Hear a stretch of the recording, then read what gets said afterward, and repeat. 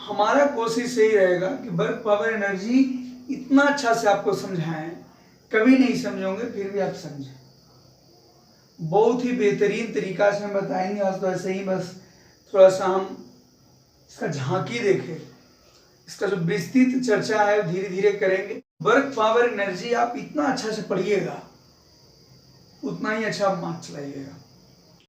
Work energy and power, work energy and power के बारे में यहाँ पे हम जानेंगे समझेंगे। देखिए वर्क ऑलमोस्ट सभी लोग जानते होंगे कि वर्क क्या है, हम लोग करते हैं वर्क, चाहे घर हो या ऑफिस, जहाँ भी आप जो वर्क कर रहे हैं।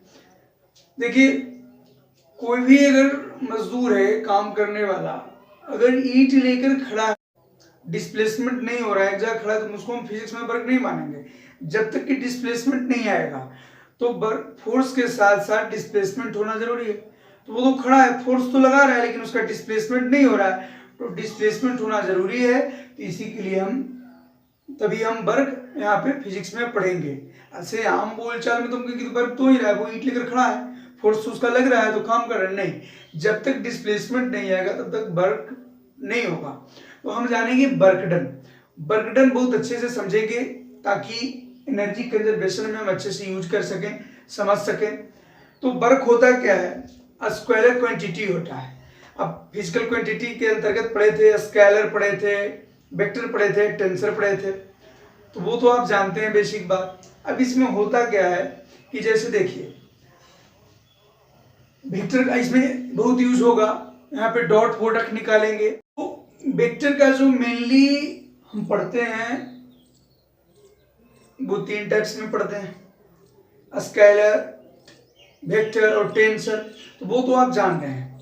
अब इसमें जो हम बात करेंगे कि जो मल्टीप्लाइंग होता है, मल्टीप्लिकेशन होता है वेक्टर का 2 वेज में होता है, यानी there are 2 ways of multiplying vectors. कौन वन वे क्या है, तो one way known as the scalar product, जिसको हम डॉट प्रोडक्ट भी कहते हैं, gives a scalar from 2 vectors and the other known as the vector product produce a new vector from 2 vectors. यानी वेक्टर प्रोडक्ट जो होगा वो क्या हो जाएगा, क्रॉस प्रोडक्ट हो जाएगा। स्केलर प्रोडक्ट जिसको हम कहेंगे, स्केलर प्रोडक्ट क्या है, डॉट प्रोडक्ट। तो यहाँ पे जो हम यूज करेंगे क्या, वर्क डन जो हमारा है वो स्केलर है, इसलिए हम यहाँ पे डॉट यूज करेंगे। डॉट प्रोडक्ट यूज के यहाँ पे पढ़े थे ना, A dot B, A dot B क्या होता था, ए बी कॉस थीटा होता था। ए डॉट बी आपका ए बी कॉस थीटा होता था। अच्छा यूनिट वेक्टर में पढ़े थे, यूनिट में पढ़े थे आई कैप, जे कैप और के कैप। अब इसमें क्या था डॉट में, तो डॉट का जो होता है I into I cap equal to J into J cap equal to K into K cap, आपका क्या होता था 1। ये तो पता है ना क्या होता था, किसके वैल्यू इक्वल होता था 1 के। लेकिन वही आई इंटू जे कैप हो जाएगा equal to J into J cap into K cap equal to K cap into I cap, क्या होता था 0। ये आप समझ रहे होंगे, आई इंटू, तो देखिए इसमें यही है डॉट प्रोडक्ट। अब बाकी तो वेक्टर में आप पढ़ ही चुके होंगे कि आपका स्केलर प्रोडक्ट या डॉट प्रोडक्ट क्या है, वेक्टर प्रोडक्ट या फिर क्रॉस प्रोडक्ट क्या है, हम इसी को हम कहेंगे डॉट प्रोडक्ट या स्केलर प्रोडक्ट। तो ये जानकारी होना इसलिए जरूरी था कि यहाँ पे डॉट प्रोडक्ट का हम यूज करेंगे, क्योंकि यहाँ पे जो फार्मूला जो आता है वर्क का, तो वो आता है W equal to F dot S.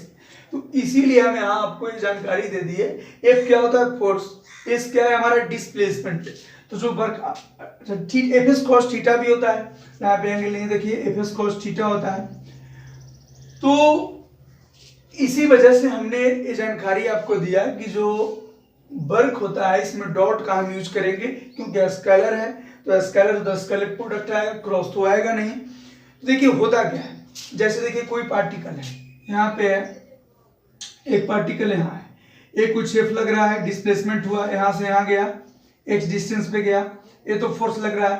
तो ये तो यहाँ पे कुछ एंगल, देखिए होता क्या, देखिए सबसे पहले बात जान लीजिए इसमें कि अगर हम यहाँ कंपोनेंट, अगर वेक्टर में आप पढ़े होंगे कंपोनेंट के बारे में, बहुत जानना जरूरी है, जब तक हम कंपोनेंट ब्रेक नहीं करेंगे फिजिक्स का 1 से 2 स्टेप भी बढ़ना मुश्किल है। तो वर्क डन, तो वर्क डन होता क्या है इसको आप समझिए, ये हम फिगर से समझाना आपको चाह रहे हैं कि वर्क डन क्या होता है। देखिए यही मास यहाँ पे चलाएगा, कुछ फोर्स लगा रहा है यहाँ पे फोर्स है, फोर्स हमारा तो पता है ना, वेक्टर क्वांटिटी है।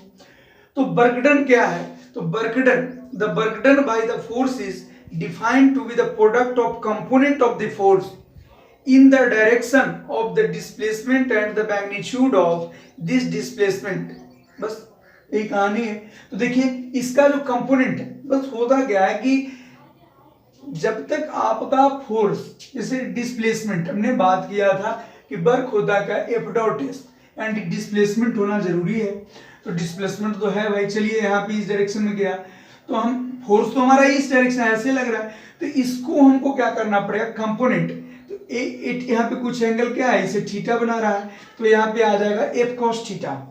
अब जो इसका कंपोनेंट अगर ब्रेक करेंगे, थीटा के बगल वाला क्या होता है, कॉस होता है। तो कंपोनेंट और डिस्प्लेसमेंट का प्रोडक्ट दोनों कर दीजिए, यही हमारा क्या आ जाएगा, वर्क आएगा, वर्क डन आ जाएगा। तो वर्क डन क्या हो जाएगा, यहाँ पे ही ना हो जाएगा F x cos theta, F x cos theta हो गया। तो जो कहता है कि जो वर्क डन है वो कैसे डिफाइंड होता है, product of component of the force in the direction of the displacement and the magnitude of this displacement. तो यही वाली बात है कि जैसे फोर्स के डायरेक्शन में अगर डिस्प्लेसमेंट है, फोर्स के डायरेक्शन में ही डिस्प्लेसमेंट होना चाहिए, अगर नहीं है तो फिर आप करिए, कंपोनेंट उसका ब्रेक करके लाइए। तो डिस्प्लेसमेंट तो हमारा इस डायरेक्शन में, फोर्स इस डायरेक्शन में, तो या तो इसको ब्रेक कर दीजिए।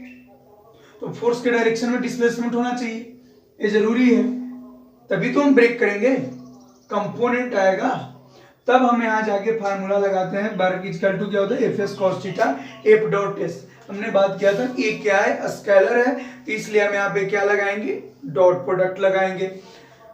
तो देखिए थीटा, तो थीटा क्या होगा, थीटा एफ और एस के बीच में जो एंगल बनाएगा, थीटा क्या है, इफ थीटा, थीटा क्या है, सॉरी थीटा यहाँ पे क्या है, थीटा जो हमारा यहाँ पे है एंगल है, किसके बीच में, इफ एंड इस के बीच में जो एंगल बना रहा है वो हमारा क्या बना रहा है, थीटा बना रहा है। अब जो कुछ केसेस हैं उस केसेस को हम यहाँ पे डिस्कस करेंगे कि अगर हमारा थीटा 0 डिग्री है, अगर हमारा जो थीटा है, इफ थीटा इज क्या है 0 डिग्री, तो क्या हो जाएगा, वर्क डन भाई। तो अगर हमारा थीटा 0 डिग्री हो गया तो वर्क हमारा क्या हो जाएगा, वर्क की फार्मूला ही ना है, एफ एस कॉस थीटा। तो कॉस 0 डिग्री कितना होता है, 1 होगा, तो हमारा एफ एस आ जाएगा। समझ रहे इस चीज को, हमारा क्या आ गया, एफ एस आ गया।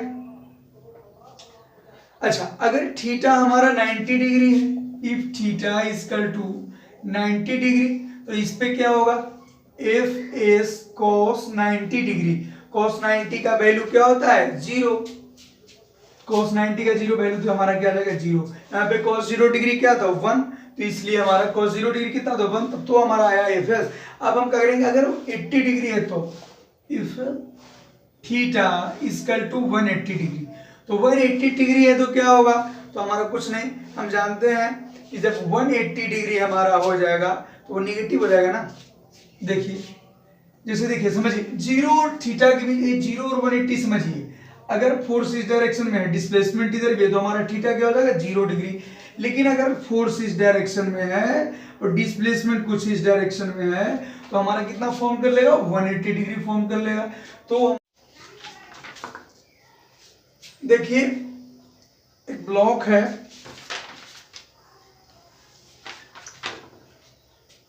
एक क्वेश्चन है इंपॉर्टेंट न्यूमेरिकल में देखते हैं। एक ब्लॉक है, अ block of mass same 3 kg is pulled by a force F 50 newton upwards through a height h, कितना है 5 मीटर है। हमको फाइंड क्या करना है, find the work done on the block by applied force F and its weight mg।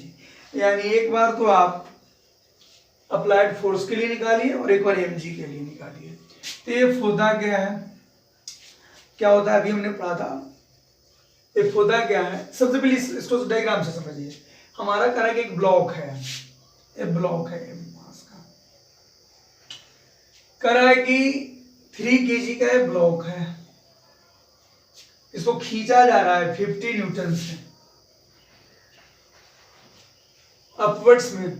Height कितना है 5 metre, upwards through height 5 metre.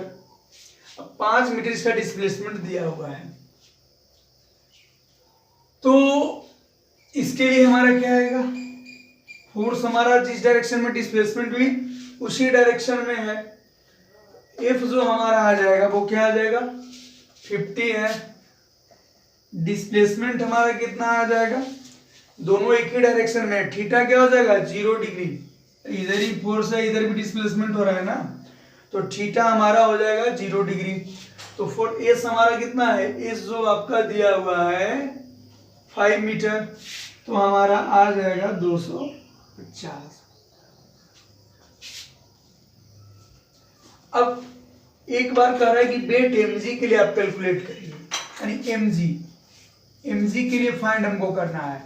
यहाँ पे जो वर्क डन होगा वो क्या होगा, वर्क डन क्या होगा mg, फोर्स हमारा mg के लिए, तो mg हमारा लग किधर रहा है नीचे, mg कोई भी ऑब्जेक्ट है तो उसके नीचे डाउनवर्ड ही में रख रहा है ना mg, तो कर mg तो हमारा नीचे है, नीचे डायरेक्शन में है, डाउनवर्ड है, और डिस्प्लेसमेंट किधर हो रहा है अपवर्ड, mg हमारा नीचे है, डिस्प्लेसमेंट अपवर्ड हो रहा है, यानी mg डाउनवर्ड है, डिस्प्लेसमेंट अपवर्ड है, तो हमारा ठीक कितना बनाएगा 180 डिग्री, तो अभी निगेटिव जाएगा ना, सीधा कर दीजिए।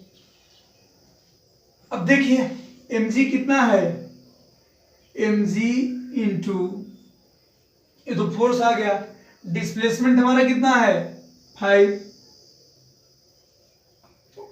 एम हमारा कितना आ जाएगा, मास कितना है, मास आपका है 3 kg, 3 इंटू जी आपका यहाँ पे 10 लेना है, जी का जो वैल्यू है आप कितना लीजिए 10 लीजिए, तो हमारा आ जाएगा 10 इंटू 5,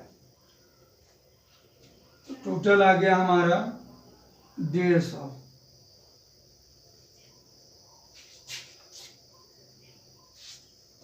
तो ये हमारा आ गया किसके लिए, mg के लिए, फर्स्ट वाला जो आ गया वो किसके लिए, फोर्स के लिए जो अप्लाइड फोर्स था।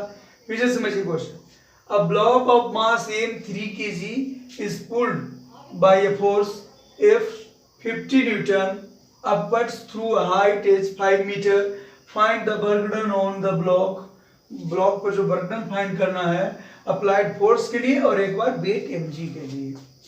तो इस तरीके से हम देखा। अगले जो देखिए फिर इंक्लाइंड वाला प्रॉब्लम देखेंगे कि इंक्लाइंड वाला कैसे होता है। देखिए होता क्या है, जो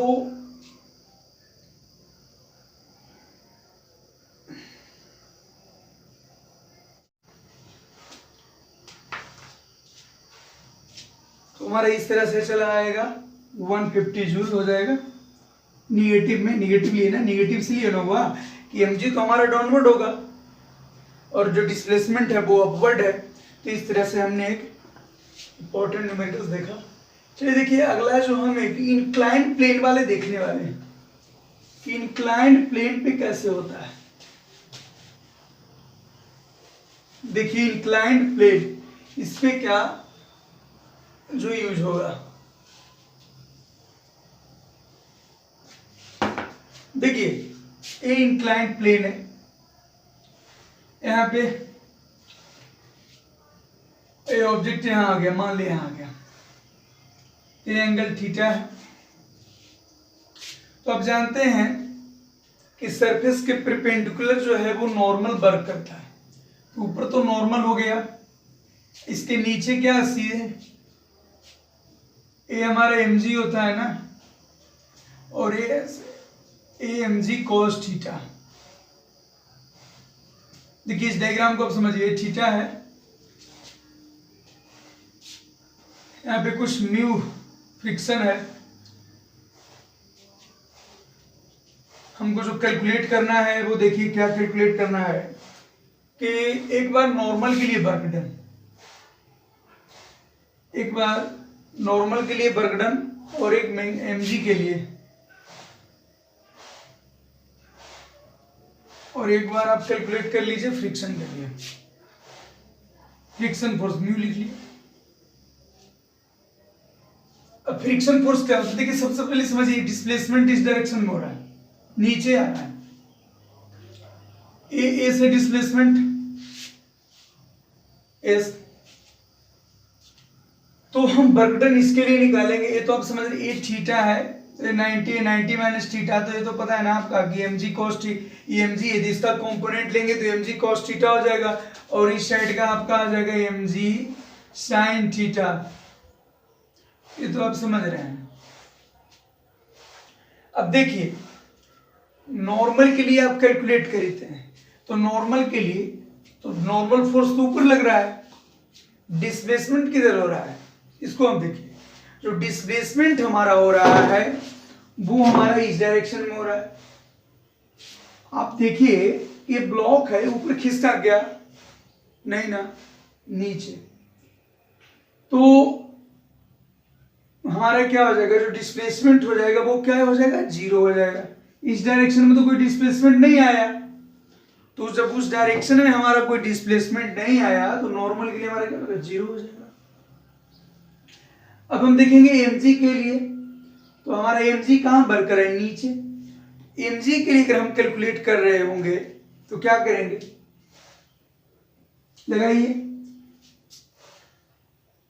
mg के लिए जो वर्क डन होगा वो क्या होगा, वर्क डन होता क्या, फोर्स इनटू डिस्प्लेसमेंट।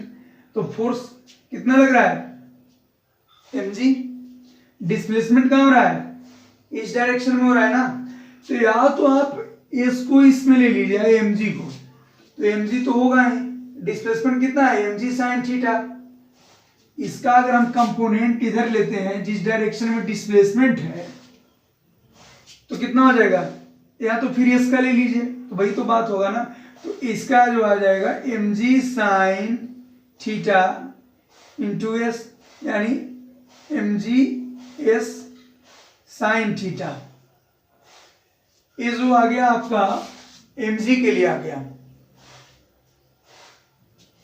लास्ट जो केस हम देखने वाले हैं फ्रिक्शन के लिए, तो फ्रिक्शन पहले फोर्स निकाल लीजिए, फोर्स इनटू डिस्प्लेसमेंट होता है ना, तो यहाँ पे तो फोर्स नीचे में mg लग रहा था, तो mg का हम कंपोनेंट इस डायरेक्शन में हो गया mg sin थीटा, तो mg sin theta into displacement, mg s sin theta हो गया।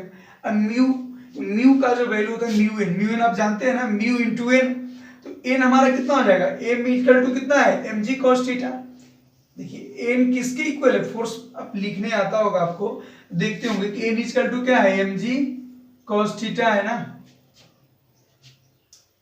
जो नॉर्मल लगता है वो हमेशा सरफेस के परपेंडिकुलर लगता है, तो ये हमारा आ गया म्यू एन, तो म्यू एन होता है ना, तो म्यू एन कितना है, mg cos theta, mu mg cos theta जो हमारा आ गया वो क्या आ गया, फ्रिक्शन फोर्स आ गया। अब यहां पे लिखिए फ्रिक्शन फोर्स हमको पता हो गया कितना, mu mg cos theta. Displacement क्या है इसका, तो हम देख रहे हैं फ्रिक्शन फोर्स जो अपोजिट लगेगा, ब्लॉक हमारा नीचे आ रहा है तो फ्रिक्शन तो अपोजिट लगता है ना, तो हमारा जो डिग्री बना वो कितना बना, 180 डिग्री, तो 180 डिग्री बन गया, तो फर्क क्या आ जाएगा, निगेटिव आ जाएगा। डिस्प्लेसमेंट कितना है, एस है।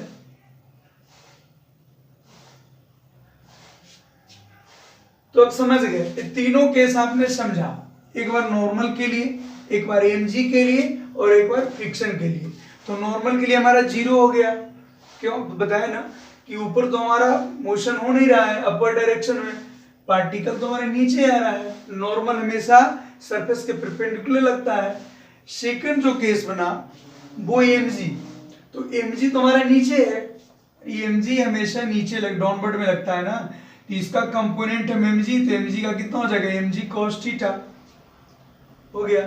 तो आप इसमें क्या करिए, या तो एस यहाँ पे ले लीजिए, एस cos थीटा mg का डायरेक्शन में लिख दीजिए फोर्स, या तो फिर mg को इस डायरेक्शन में ले आइए, वो भी कर सकते हैं। थर्ड जो केस था वो हमारा फ्रिक्शन का था, तो फ्रिक्शन फोर्स म्यू एन होता है, तो म्यू एन का जो वैल्यू है हमारा mg cos थीटा, तो mu mg cos theta, displacement आप पता है एस हो रहा है। अच्छा फ्रिक्शन फोर्स तो इधर लग रहा है, फ्रिक्शन फोर्स तो अपोजिट लग रहा है, डिस्प्लेसमेंट का हो रहा है इधर। तो हमने बताया था कि जब दो अपोजिट केसेस आ जाएंगे, अगर डिस्प्लेसमेंट इधर है, फोर्स का डायरेक्शन इधर है, तो हमारा थीटा कितना बन जाएगा 180 डिग्री। तो 180 डिग्री तो यहाँ पे जो केस चला जाएगा क्या में चला जाएगा, निगेटिव।